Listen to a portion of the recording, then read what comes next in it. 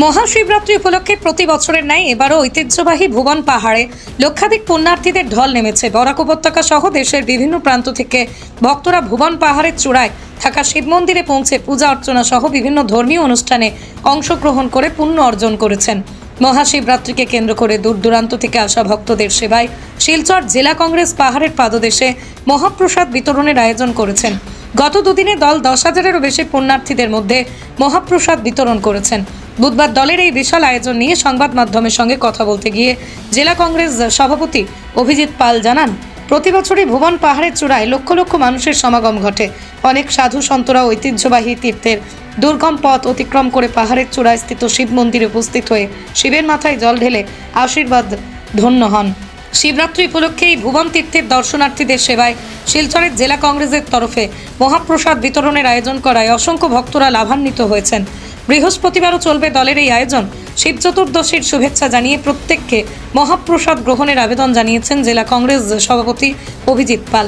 এদিন জেলা যুব কংগ্রেসের সভাপতি রণজিৎ দেবনাথ, নিশিকান্ত সরকার, কুশল দত্ত, সীমান্ত ভট্টাচার্য, সুজন দত্ত সহ জেলা কংগ্রেসের অন্যান্য কর্মকর্তারা উপস্থিত ছিলেন।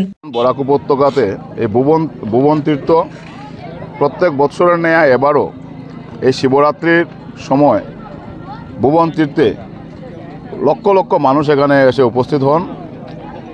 এই যে দর্শনার্থীরা ভক্তবৃন্দরা আজকে 3 দিন ব্যাপী শিবরাত্রির মহোৎসব হিসাবে ভুবন তীর্থে গিয়ে অনেকেই শিবের আশীর্বাদ নেওয়ার জন্য অনেক কষ্ট করে বরাক উপত্যকা তথা ভারতবর্ষের বিভিন্ন জায়গা থেকে অনেক সাধু সন্তরা এখানে আসেন।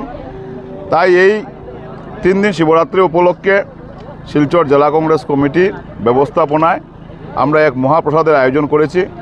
আজকে দ্বিতীয় দিন চলছে। এখন পর্যন্ত প্রায় 10,000-এর উপর ভক্তবৃন্দরা এখন পর্যন্ত মহাপ্রসাদ গ্রহণ করেছেন। আমরা প্রত্যেককে অনুরোধ জানাই আপনাদের পক্ষ থেকে যে সবাই যেন এসে এখানে মহাপ্রসাদ যেন গ্রহণ করেন, এই কামনাটুকু করি এবং প্রত্যেক পুণ্যার্থীদের যাতে খুব সুন্দরভাবে গিয়ে ভুবন বাবার আশীর্বাদ নিতে পারেন সেই দিকে যেন প্রত্যেকেই নজর রাখেন, শান্তি শৃঙ্খলা যেন বজায় রাখেন এবং তৎসঙ্গে যেন এখানে এসে মহাপ্রসাদও গ্রহণ করে যান। আমাদের আগামীকালকে বিকাল পর্যন্ত তীর্থ থেকে যারা ভুবন পাহাড়ে এখন পর্যন্ত গেছেন বা আরও বিকালবেলা অনেক যাবেন, ওনারা কালকে ঘুরে আসবেন। কালকে সন্ধ্যা অবধি যত সময় এই তীর্থতে যারা থাকবেন ভক্তবৃন্দরা থাকবেন তত সময় এখানে মহাপ্রসাদ চলবে।